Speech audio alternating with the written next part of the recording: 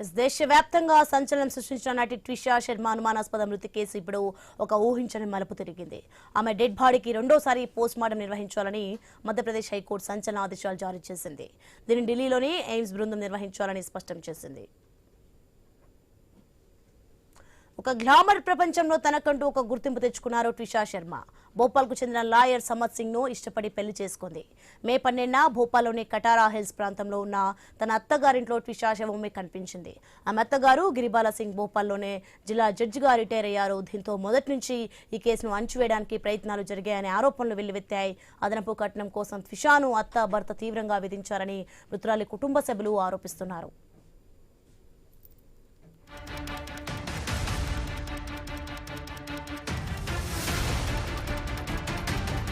ఇక మరోవైపు భోపాల్ ఎయిమ్స్ చేసిన మొదటి పోస్ట్ మార్టం నివేదికలో పోలీసుల నిర్లక్ష్యం బయటపడినట్టు తెలుస్తోంది. ఉరి వేసుకోవడానికి ఉపయోగించినట్లు ఆరోపించబడిన సామాగ్రిని దర్యాప్తు అధికారులు అందించలేదు. దీంతో సాక్ష్యాలను తారుమారు చేస్తున్నారంటూ నవనిధి వర్మ ఆగ్రహం వ్యక్తం చేశారు. ఢిల్లీ జంతర్ మంతర్ వద్ద నిరసనకు దిగారు. అనంతరం హైకోర్టును ఆశ్రయించి స్థానిక వైద్యులపై నమ్మకం లేదని ఢిల్లీ ఎయిమ్స్ వైద్యులతో పోస్ట్ మార్టం జరిపించాలని కోరారు.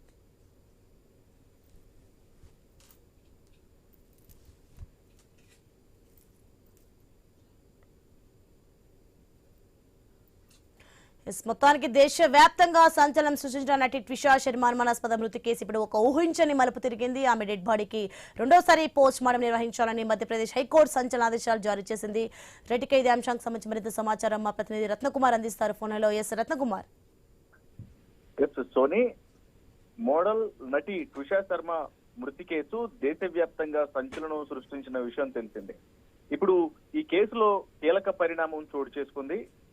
కుటుంబ సభ్యులు అనుమానంతో ఈ యొక్క పోస్ట్ మార్టం పైన అనుమానాలు ఉన్నాయని కోర్టుకు తెలియజేస్తూ మరొకసారి పోస్ట్ మార్టం నిర్వహించాలంటూ మధ్యప్రదేశ్ హైకోర్టులో పిటిషన్ దాఖలు చేయగా దానికి హైకోర్టు ఓకే చెప్పింది.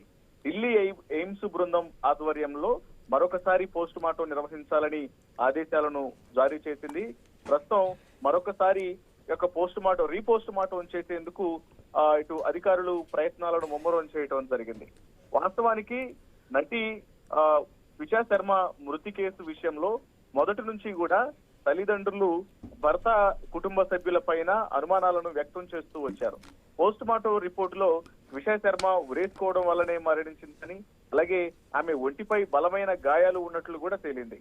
భర్త ఆమె మృతదేహాన్ని తరలిస్తున్న సీసీటీవీ ఫుటేజు బయటికి రావడంతో వ్యవహారం కాస్త మరొక టర్న్ తీసుకుంది. పోలీసులు దీన్ని ఆత్మహత్యగా భావిస్తూ ఉన్నప్పటికీ ట్విషా కుటుంబ సభ్యులు మాత్రం అదనపు కట్నం కోసం వేధించి ట్విషా శర్మను హత్య చేశారని ఆరోపణలు చేస్తూ ఉన్నారు. పైగా మరణించడానికి ముందు ఆమె తన స్నేహితులతో సోషల్ మీడియాలో చాటింగ్ చేస్తూ తాను కొంత మానసిక ఒత్తిడిలో ఉన్నానని తెలిపిన కొన్ని చాట్లు కూడా వెలుగులోకి వచ్చాయి.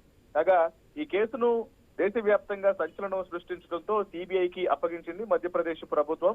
ఇక కుటుంబ సభ్యులు చేసినటువంటి ఆరోపణల నేపథ్యంలోనే వారు అనుమానాలకు ఏదైతే కోర్టులో పిటిషన్ దాఖలు చేయడం జరిగిందో ఇందులో అనుమానాలు ఉన్నాయని రీపోస్ట్ మార్టం కోసం పిటిషన్ దాఖలు చేయడంతో ఇప్పుడు మధ్యప్రదేశ్ హైకోర్టు రీపోస్ట్ మార్టానికి ఆదేశించింది. ఢిల్లీ ఎయిమ్స్ బృందం ఆధ్వర్యంలో ఈ రీపోస్ట్ మార్టం అనేది జరగబోతోంది. సోని, right, thanks for information Ratnakumar.